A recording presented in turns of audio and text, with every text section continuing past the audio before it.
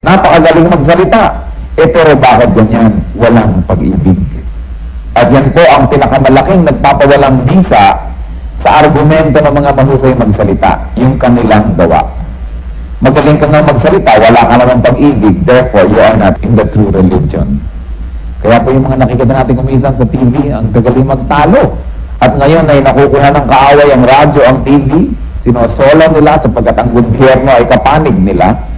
Ang gagaling magsalita, pero makita ninyo, laging may patutsada, laging mayroong bitterness in their language. And that proves only that Jesus Christ is not in these people's hearts. Ano po daw ba ang tunay na mark of a Christian who loves? And one of the marks of true love is by not bearing false witness against one another. Kayo po ba ay nakasaksi na ng mga naglilitis sa mga hukuman? Maybe you have seen actual proceedings in courts, or you must have seen some in the movies. A witness is usually asked to swear that he will tell the truth, the whole truth, and nothing but the truth. This is based on the 9th commandment. You shall not bear false witness against your neighbor. At meron dong mga grupo o minsan na napakalalakas ng loob na sa labas ng kanilang mga templo at mga simbahan, nakalagay sa pagkalalaki mga kwadro ang 10 utos. Pero nawawala yung ikalawa. At yung ika-10, pinagdadalawa nila sapagkat mabibistong may nawawala. Sumukan ninyo po sa mga mararaming mga bahay dalangina na nagkalat sa buong Pilipinas, ipinaghahalanda nila sa labas ang 10 utos para mag-brainwash na ang tao na yun na nga ang 10 utos at huwag nang hanapin sa Bible. Subalit puntahan nyo yung Bible, may nawawala at yung pangalawang utos, lagi nilang tinatanggal. At yung pang-10, pinagdadalawa, ginagawang thou shall not covet thy neighbor's goods, tapos thou shall not covet thy neighbor's wife. Pinagdadalawa, sapagkat binadaya ang tao, binabawasan ng isa. Ang ika-9 na utos, Exodus 20 verse 16, you shall not bear false witness against your neighbor. Sa Israel po, noong unang panahon, kapag ka ang isang tao ay pinagbintangan, at siya po'y hahatulan ng kamatayan, ang ginagawa ng mga saksi, ipinapatong ng mga saksi ang kanilang kamay sa ulo ng taong ito at sila'y sumusumpa na ang kanilang sinabi sa kanilang patotoo, sa kanilang testimony ay totoong-totoo. And then the blood of this person is in their hands if they are bearing false witness. If it was discovered that the witness was dishonest, the person or the dishonest witness was to receive the same punishment as the one against whom he testified. Ganyan dapat talaga ang mga hukuman. Pag napatunayan ang isang saksi ay nagsisinungaling, yung parusa dun sa kanyang isinakdal, parusa rin niya. Bakit kaya? Bakit gano'n ang batas ng Diyos? Because God wants innocent people to be protected from lies. Lies are so easy to manufacture out of anger, out of bias. Bisan galit tayo sa tao. Willing tayo umimbento ng mga kasinungalingan laban sa kanya.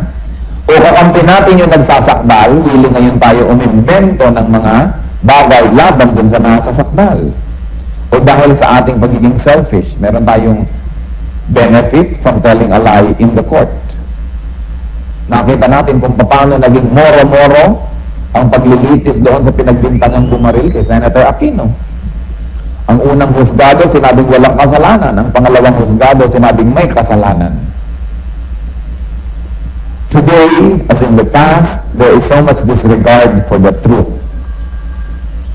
Courtrooms become like pathetic comedy stages, and witnesses and even lawyers like clowns juggling with the truth and with lies. According to statistics, an average, ang isang pangkaraniwang tao, sa isang pangkaraniwang araw, who speaks 18,000 words. And it is enough to fill a book of 54 pages. Kung ang pagsasalita po natin sa araw-araw ay nagiging libro, 18,000 kataga ang lumalabas sa ating bibig on an average day from an average person. Pwede pa yung mga dalbakina, yung average pa lamang. At ito po'y enough na makasulat ng 54 na pahina ng isang aklat.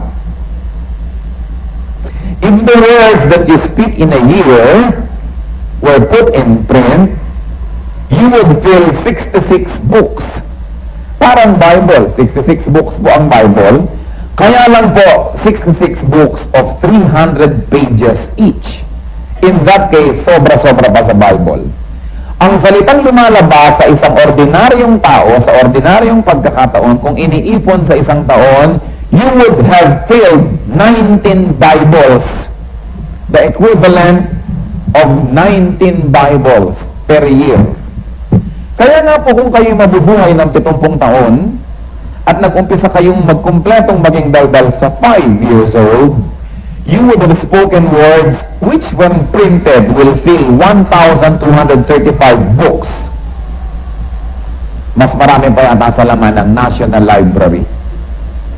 Average person lamang po yun. Pwera pa ang nadadaldal. Kung kaya nga po kung tayo inabuhay ng 70 taon, the average person will have spent 30 years of his lifetime in non-stop talking. 13 taong walang humpay at walang tigil na pagdaldal ang ginagawa ng ating dila sa loob ng lifetime of 70 years. At siguro po doon mga 22 taon ay ginamit sa tulog. Mantakin ninyo, 13 taon ng walang humpay na pagdaldal. This is a very dangerous situation. And you know why? Because according to Matthew 12, the Lord said, "But I tell you that men will have to give account on that day of judgment for every careless word that they have spoken. For by your words you will be acquitted, and by your words you will be condemned." Bawat daw po isa, bawat isa, doon po sa kotak-kotakot na salita na ating binibigkas sa buong buhay natin, ay pananagutan natin sa Diyos. Bawat isang salita. Walang nakakalampas ni isang kataga from the Lord. Wala pa yung unspoken words. Yung palang pong sinabi. Bawat isang kasinungalingan na lumabas sa ating bibig ay pananagutan natin. Kung 13 taon na tuloy-tuloy umaga hanggang gabi, 24 hours a day, non-stop, 13 years tayong dumadaldal, ilang taon po kaya doon yung puro kasinungalingan? Yung kalahating totoo at kalahating kasinungalingan, at yung mukhang totoo, pero ang impression na na-create natin, kasinungalingan pa rin. Gaano karami? Gaano karami po dyan sa mga nguso ng ating mga katabi ang nagsasabi ng kasinungalingan? Why do people lie? Why do you lie? Why do I lie? Unang-una po because of our sinful nature. Jeremiah 17:9 tells us, the heart is deceitful above all things. Matthew 15:19, for out of the heart come evil thoughts, false testimony, and slander. Tingnan niyo po ang mga batang munti. A child lies on his own, walang nagtuturo sa batang nagsisinungaling, nakikita na lamang po na bigla na lang nagsisinungaling ang isang bata. And because we are evil, we find it cute. So kapag, nagsisinungaling na yan. Pinagmamalaki pa natin ang bata niya, sinungaling na. Sinungaling ang dapat sabihin natin, demonito na ang batang ito. Kaya liit-liit pa, lumalabas na ang natural. The heart is by nature evil. A child lies without being taught because of man's sinful nature. Dapat po tayong malungkot pag nakita natin ang munting batang nagsisinungaling, lumalabas na ang totoo. That we are children of sin. Kaya sabi sa James 4:8, purify your hearts. Because the heart is desperately corrupt. It is deceitful above all things. Another reason why we lie, sinful upbringing. Pinalaki tayo sa makasalanang paraan. Napapanood, nasasaksihan ng mga bata, ang mga magulang nagsisinungaling. Mga kapatid, ate, kuya, mga tiya, nagsisinungaling. Kitang-kita ng dalawang mata nila. Dinig na dinig ng mga tenga nila ang pagsisinungaling. Sasabihin pa ng ina, huwag mo sasabihin sa tatay mo, namasyal tayo kanina, ha? Pag itinanong sa'yo, nandito lang tayo, naggaganchilyo ako. Matatandaan mo? Naggaganchilyo po. Ang totoo pala'y nagmadyong. Nandito na ang kolektor ng tubig. Sabi mo, wala ako, dali. Wala po ang mami ko. Maliit pa, nakikita ang kasinungalingan. Hindi lang po nila nasasaksihan ng kasinungalingan kung paano kupitan ng kanilang mga ate ang kanilang nanay. Mamabalengke ang ate, kasama ang bata. O masasabihin, nagmerenda tayong palabok, ha? Sabi mo, itong kamatis na to 1 kilo. Yung pala, 8 buhit lang. Kinupitan ng ina.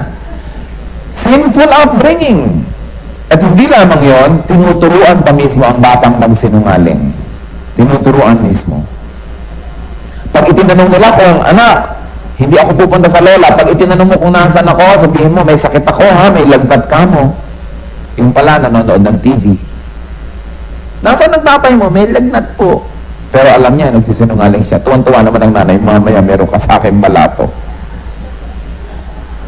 Children don't only witness sin and lies, children are also taught to tell lies. And not only that, children are not punished when they tell lies.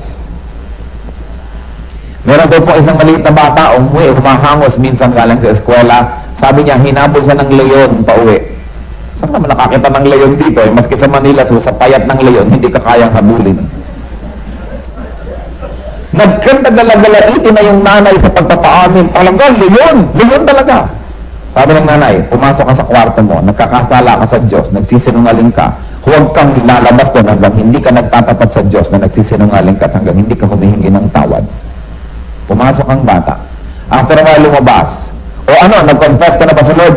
Oo nga pala, nakalimutan ko yung humahabol pala sa akin. Dilaw na aso. Hindi pala dilaw na layon, sabi ng bata. Nagsinungaling pa rin, may dilaw ng aso. Yung dilaw na dilaw, nagpalusot pa rin. You see, children are very, very sinful. Kaya maliit pa lang, dapat turuan na yan to accept Jesus Christ. Kasi tayo, baluktot. Ang mga batang pilyo, natutuwa tayo. Ang batang maraming mga ginagawang kamaldituhan, tinotolerate natin. Children must be punished for telling lies. Hindi dapat palakihin ang bata na ang kasinungalingan niya ay kinukonsinti. Punish your children when they tell lies. Proverbs 22:6, train up a child in the way that he should go, and when he is old, he will not depart from it. Sa bawat isang sinungaling na bata, siguro 99.9% may sinungaling na magulang o may konsentidor na magulang. Sasabihin natin, ako ang mga bata talaga ngayon, iba na ang sibol. Hindi po totoo yan. Ang mga magulang ngayon, iba ang sibol. Iba ang sibol ng kabataan, palibas, at iba ang sibol ng magulang. Sobrang mga konsentidor ngayon ang mga magulang. Ayaw na ayaw ng mahirapan ng mga anak. Hindi na tuloy natututo ng mga tama. Ayaw mamalo ng anak. Tuloy, siya lang ang natutuwa sa anak niya. Ang lahat, ang buong barangay, pag nakita yung batang yon, kulang-kulang na lang masok ka. Gusto niyo ba ng anak niyo nakakainisan? Pag kayo hindi marunong dumisiplina ng inyong anak, ang inyong anak nakakainisan, maski saan magpunta, walang natutuwa. Gusto niyo ba yun? Sasabihin po kumisan, talaga yung bata niya, matigas ang ulo eh. Naku, huwag mong sawayin, hindi yan makikinig sa'yo. Sasabihin pa ng ina, nadidinig ng bata. Siyempre, kung anong nadidinig ng bata, yun ang gagawin. Ang power of suggestion sa children ay napakalakas. Kaya sabihin niya, sasawayin niya, lalo kanyang bimbusan ng spaghetti. Bimbusan ka na ng bata. Sasabihin pa ng magulang, kita mo na, sabi ko kasi sa'yo eh. Mga delinkwenteng magulang, produce mga delinkwenteng anak. Simpleng-simple. Minsan mong hagupitin niya nang hindi niya malilimutan sa kanyang buong buhay. Pag hindi minsan mong inirapan ng batang yan pag hindi sumunod. Kung minsan nakakakilabot, ang liliit ng bata, ang lalaki ng ina, talo. O ang lalaki ng ama, maling pagpapalaki, delinkwenteng mga magulang. And so, punish your children when they tell lies. At ang isa pa, why do people lie? Aside from sinful upbringing, to save their face, to save their skin.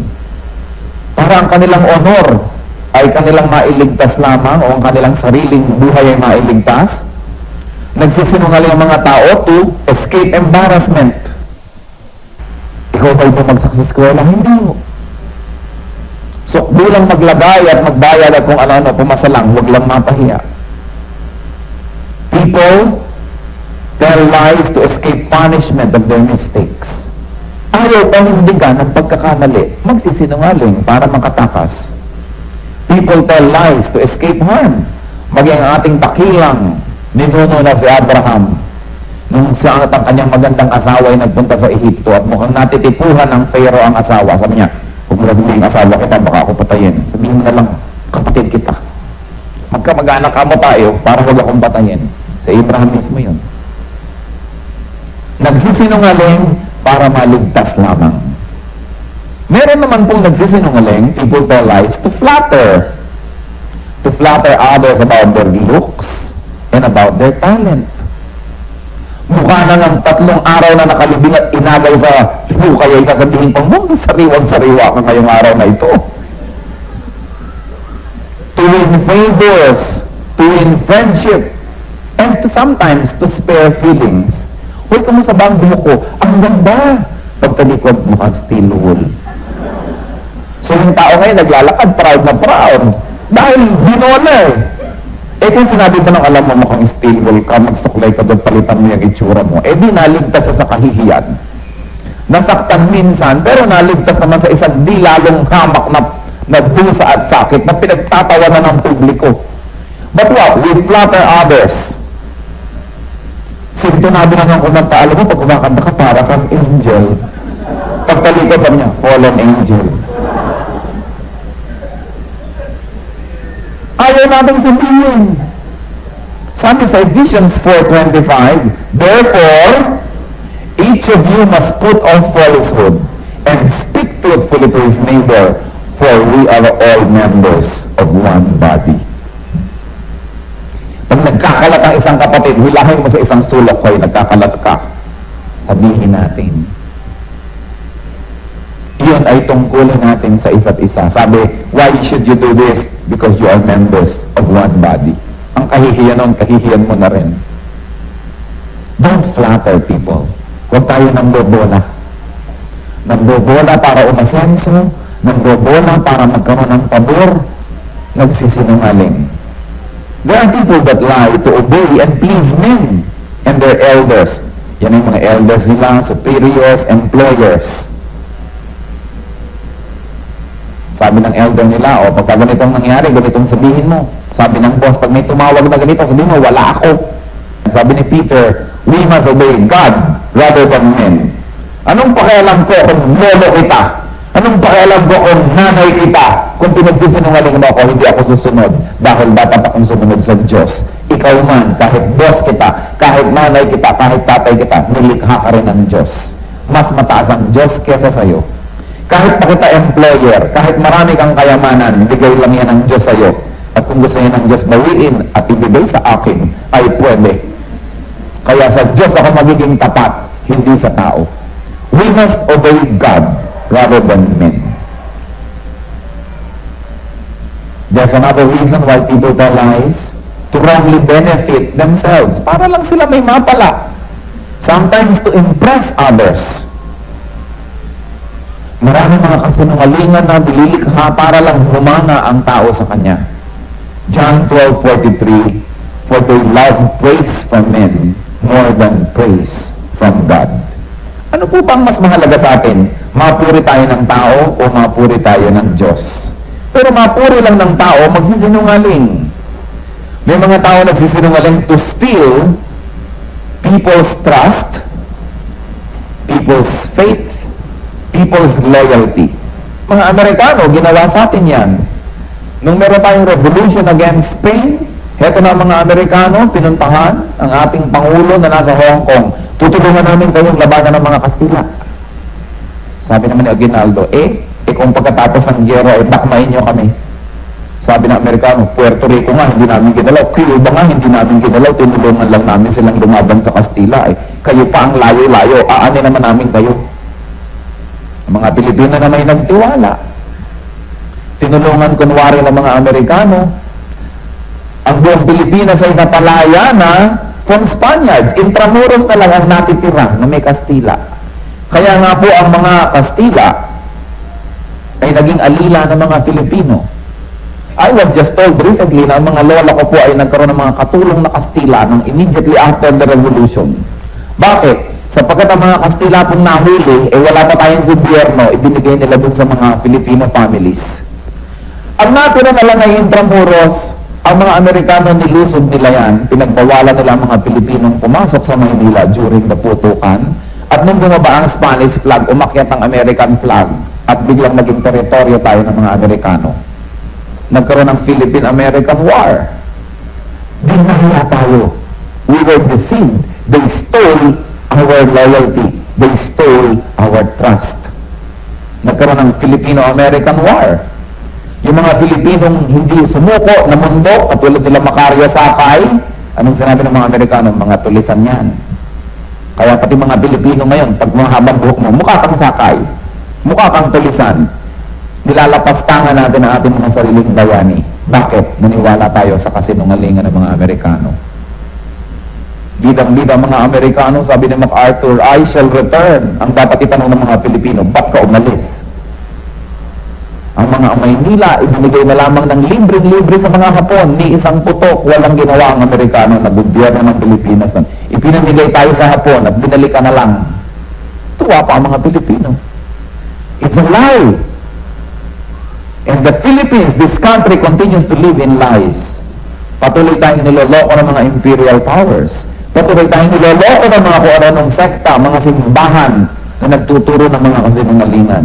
They steal our trust, our faith, and our loyalty. And of course, kasama na, they steal our possessions. That is why people lie to benefit. And people lie to intentionally harm others. Sometimes people lie only out of habit. Wala namang ibang dahilan, nakasanayan na lang magsinungaling. What are the dangers of false testimony and telling a lie? Sa legal court po, sa mga hukuman, in the formal court, yung pagsisinungaling ng mga saksi, it's called perjury. And perjury is punishable by law. The 9th commandment protects the life, the well-being, the property, and the reputation of every upright and decent person. Kaya sinasabi, you shall not bear false witness. Yan po ay sa legal at sa formal court. Dahil sa mga talagang mga formal na hukuman, we commit perjury against our fellow men. Ngayon, ang mas madalas po na perjury na makommit natin, hindi sa legal and formal court, kundi sa informal courts. Ano po ang mga informal courts? Ang tawag po ng iba dito ay chismisan. Kung saan ang isang tao'y nililitis, hinahatulan dahil sa patotoo ng mga makakatiang dila na mga saksi.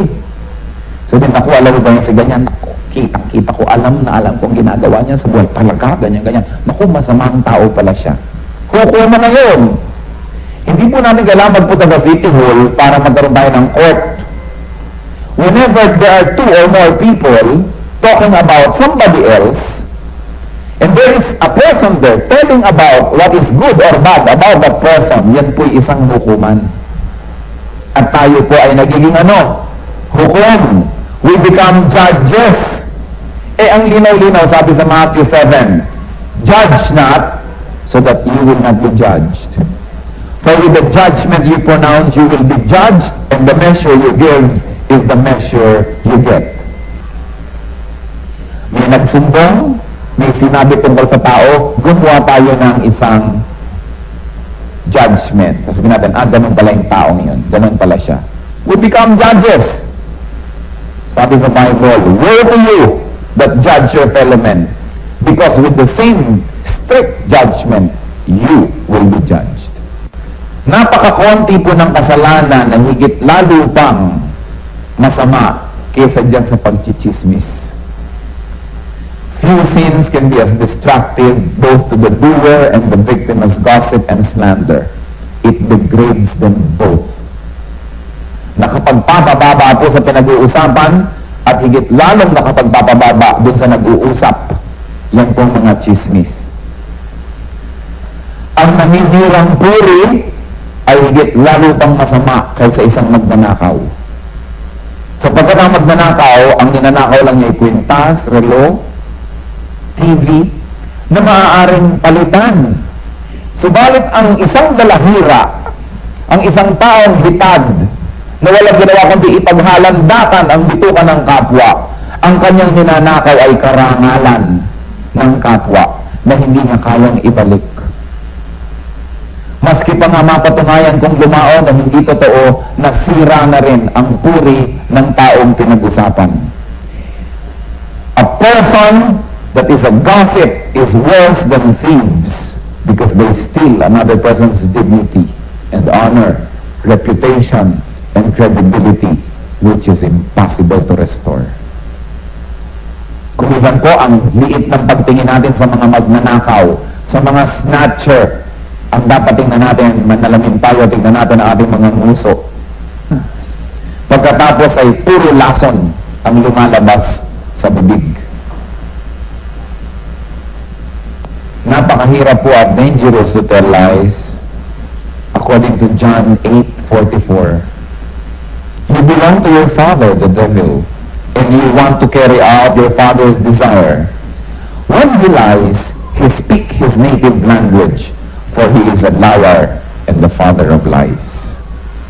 Yan po ang danger ng pagsisinungaling, ng paninirang puri na nakabase sa kasinungalingan. Liars carry out Satan's work. Nagiging kasangkapan tayo ng dyablo sa ating mga pagsisinungaling.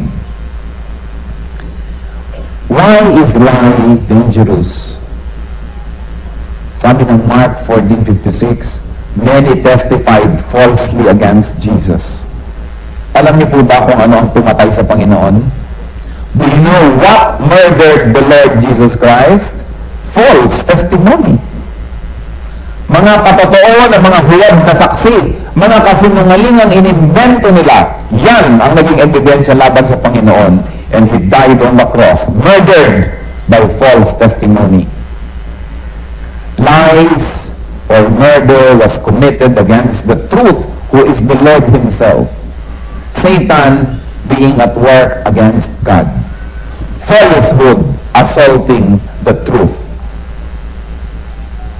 Ganyan po kasama ang kasinungalingan. Baka isip-isipin natin, kasinungalingan ang nagpataw ng kamatayan sa Panginoon doon sa krus. Ang lahat ng nagsisinungaling ay sumasama doon sa nagbigay sa Kanya ng hatol.